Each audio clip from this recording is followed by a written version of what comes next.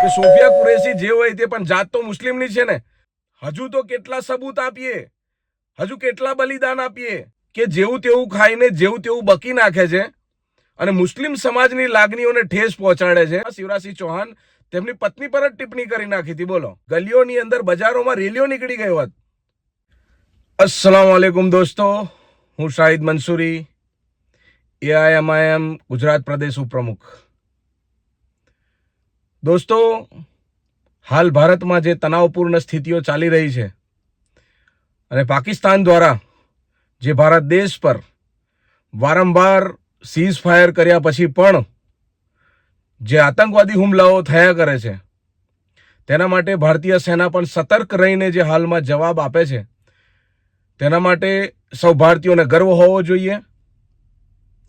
અને ઓપરેશન સિંદૂર કે જેમાં ભારત દેશના વીર જવાનો, ખાસ કરીને કર્નલ સોફિયા કુરેશી કે જેઓ ગુજરાતના મૂળ વડોદરાના તાંદલજાના છે અને તેઓ દ્વારા સમગ્ર ઓપરેશનને લીડ કરવામાં આવ્યું હતું અને પાકિસ્તાનમાં 100થી પણ વધારે આતંકવાદીઓને ઠાર કરવામાં આવ્યા હતા. દોસ્તો, આ સમયને આપણે એક ભારતીય નાગરિક તરીકે સારા સમય તરીકે આને યાદ કરીએ છીએ કે આપણે 100 આતંકવાદીઓને ઠાર કરી દીધા છે. પરંતુ તેનું જે લીડ કરતા હતા સોફિયા કુરેશી, તેમના ઘરે હાલની અંદર ભારતીય જનતા પાર્ટીના નેતાઓ એમના માતા પિતાનું સ્વાગત કરવા માટે એમને ફૂલહાર વિધિ કરીને, એમનું સન્માન કરીને, એમને અભિવાદન કરીને પોતાના રાજકીય રોટલા શીખવાનું કામ કરી રહ્યા છે. ખરેખર જો તે દિલથી સોફિયા કુરેશીના માતા પિતાને ગર્વની લાગણીઓ અનુભવાતા હોય તો હાલ ગઈકાલે જે મધ્યપ્રદેશ સરકારના એક જવાબદાર મંત્રી તરીકે જાહેર મંચ પરથી જે એક સ્ટેટમેન્ટ આપવામાં આવ્યું છે કે સોફિયા કુરેશી આતંકવાદીઓની જાતમાંથી છે. बेटियों के सिंदूर उजाड़े थे, वही कटे पिटे लोगों को हमने उन्हीं की बहन भेज करके उनकी ऐसी की तैसी करवाई.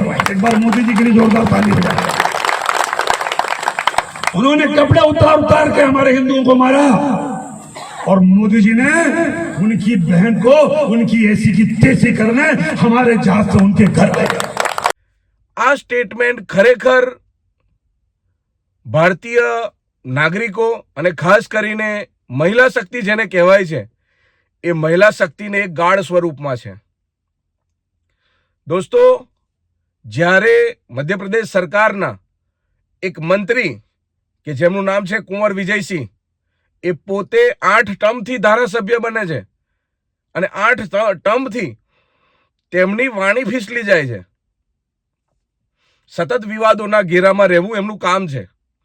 2013માં પણ એ મંત્રી હતા અને એમના જ મંત્રી જે મુખ્યમંત્રી હતા મધ્યપ્રદેશમાં શિવરાજસિંહ ચૌહાણ, તેમની પત્ની પર જ ટિપ્પણી કરી નાખી હતી. બોલો, તો આવા લોકો કે જેવું તેવું ખાઈને જેવું તેવું બકી નાખે છે અને મુસ્લિમ સમાજની લાગણીઓને ઠેસ પહોંચાડે છે, આવા લોકોની વિરુદ્ધની અંદર ભારત દેશના વડાપ્રધાન અને ભારતીય જનતા પાર્ટીના જે રાષ્ટ્રીય નેતાઓ છે તેમને ખાસ કરીને કાયદેસર કાર્યવાહી કરવી જોઈએ.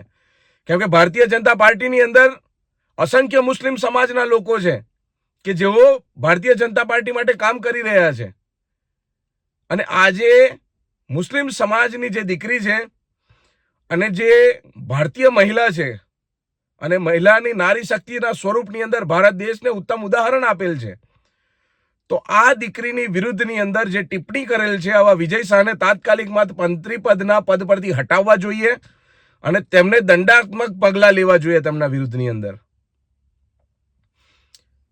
ખાસ કરીને જે સોફિયા કુરેશી છે એ મુસ્લિમ સમાજનું નહીં પરંતુ સમગ્ર ભારતના નાગરિકોનું આ જે અભિમાન છે અને આ અભિમાનને આપણે તૂટવા ન દેવું જોઈએ. તારીખ 13 થી 23 મઈ સુધીને ભારતીય જનતા પાર્ટી તિરંગા યાત્રા કાઢવાની છે, પરંતુ ભારતીય જનતા પાર્ટીના સર્વોચ્ચ નેતાઓને, જે જવાબદાર નેતાઓ છે, ખાસ કરીને ગુજરાતના પણ, તો હવે નેતાઓને હું કહેવા માંગુ છું કે મુસ્લિમ સમાજની વિરુદ્ધની અંદર ટિપ્પણી કરીને પોતાના રાજકીય રોટલા શેકતા હોય આવા લોકોને ડામવા જોઈએ, તેમને બઢાવો ન આપવો જોઈએ. હાલમાં ગોધરાની અંદર પણ બ્રિજેશ પંડ્યા નામનો એક વ્યક્તિ છે, તેને ભારતીય સેનાનું મનોબળ તોડવા માટે સોશિયલ મીડિયા પર, ફેસબુક પર પોસ્ટ મૂકી અને પાકિસ્તાનની સેનાને બઢાવો કરવા માટે તેને પાકિસ્તાનના ફેવરની અંદર પોસ્ટ મૂકી. તો આવા લોકોની વિરુદ્ધની અંદર ગત દિવસોની અંદર ગોધરા પોલીસે એફઆઈઆર દાખલ કરી છે. ખૂબ સારી વાત છે, પણ આ વેરઝેર જે ઊભા થઈ રહ્યા છે દિવસે ને દિવસે, આ વેરઝેર ન થવા જોઈએ. ભારતની એકતા અને અખંડતા માટેનો સવાલ છે.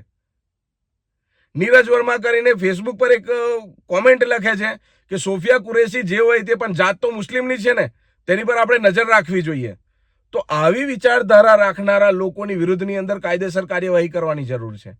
સતત મુસ્લિમોને ઘેરાની અંદર લઈને અત્યારે મુસ્લિમોએ કોઈ ભૂલ કરી હોત, કોઈ પોસ્ટ મૂકી હોત, તો તેની સામે દંડાત્મક પગલાં તો છોડો, પણ ગલીઓની અંદર, બજારોમાં રેલીઓ નીકળી ગઈ હોત. બનાવ બન્યો છે પહેલગામની અંદર અને સમગ્ર ગુજરાતને, ભારતના મુસ્લિમોને ટાર્ગેટ કરીને એમને આતંકવાદીની નજરથી જોવામાં આવે છે. હજુ તો કેટલા સબૂત આપીએ, હજુ કેટલા બલિદાન આપીએ? અને સબૂત જોવા હોય તો દિલ્હીના ગેટ પર જઈને જોઈ લો કેટલા મુસ્લિમોએ બલિદાન આપ્યું છે ભારત દેશને આઝાદ કરવા માટે. અને ભારત દેશના બેરિસ્ટર અસદુદ્દીન ઓવૈસી સાહેબ સતત પાકિસ્તાનને ઘેરામાં લઈ રહ્યા છે, પણ કેટલાક ચડ્ડીધારી સોશિયલ મીડિયાની ગેંગ છે જેના મગજમાં ગોબર ભરેલું છે, આવા લોકો સ્પેશિયલી મુસ્લિમોને ટાર્ગેટ બનાવે છે અને મુસ્લિમ સમાજને જ એક અલગ સમાજ, આતંકવાદીઓનો સમાજ દર્શાવવાની કોશિશો કરે છે. પણ હું આવા લોકોને ખાસ કહેવા માંગુ છું કે હિન્દુ મુસ્લિમ સમાજના ભાગલા પાડીને ભારત દેશની અખંડતા નથી થવાની.